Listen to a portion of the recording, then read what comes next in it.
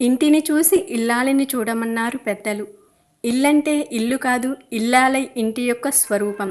అందుకే ఇంటిని ఏ విధంగా అలంకరిస్తామో అదే విధంగా ఇల్లాలు కూడా లక్ష్మీదేవి స్వరూపంగా అలంకరించుకోవాలి. ఇంటి గడపకు పసుపు రాస్తాం, అదేవిధంగా ఇంటి ఇల్లాలి కాలికి కూడా పసుపు రాసుకోవాలి. ఇంటి గుమ్మానికి ఏ విధంగా కుంకుమ బొట్లు పెడతామో అదేవిధంగా ఇంటి ఇల్లాలు కూడా పాపిట్లో బొట్టు ధరించాలి. ఇంటి గుమ్మానికి ఎలా తోరణాలు పూలను అలంకరిస్తామో అదేవిధంగా ఇంటి ఇల్లాలు కూడా సిగలో పూలు ధరించాలి. దీనిని బట్టి ఇంటి ఇల్లాలు అంటే ఇంటికి ప్రతిరూపం అని అర్థమవుతుంది. ఒక వివాహం జరిగిన స్త్రీని మాత్రమే మనం ముత్తైదువ అని పిలుస్తూ ఉంటాం.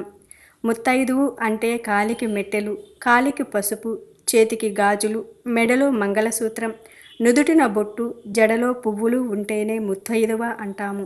ముత్తైదువులు అంటే ఇప్పుడు మనం చెప్పుకున్న 5 వస్తువులను ధరించి ఉండాలి. శ్రావణ మాసంలో లేదా ఏ మాసమైనా సరే ప్రతిరోజు అయినా ముత్తైదువు ఈ 5 వస్తువులను ధరించి ఉండాలి. అంటే ఇల్లాలు అంటే ప్రతిరోజు ప్రతిపూట చూడగానే లక్ష్మీదేవి స్వరూపం కనిపించే విధంగా ఉండాలి. ముత్తైదువులు ఫలానా మాసంలో ఈ విధంగా ఉండాలి అనే ఆచారం ఏ శాస్త్రం కూడా చెప్పట్లేదు. ముత్తైదువు అంటే చెప్పిన 5 వస్తువులను ధరించి నిత్యం సుమంగలిగా ఉండాలి. ఇలా ఉంటే లక్ష్మీదేవి అనుగ్రహంతో లక్ష్మీదేవి స్వరూపంగా వారి ఇల్లు ఎప్పుడూ కలకలలాడుతూ అష్టైశ్వర్యాలతో తులతూగుతూ ఉంటుంది.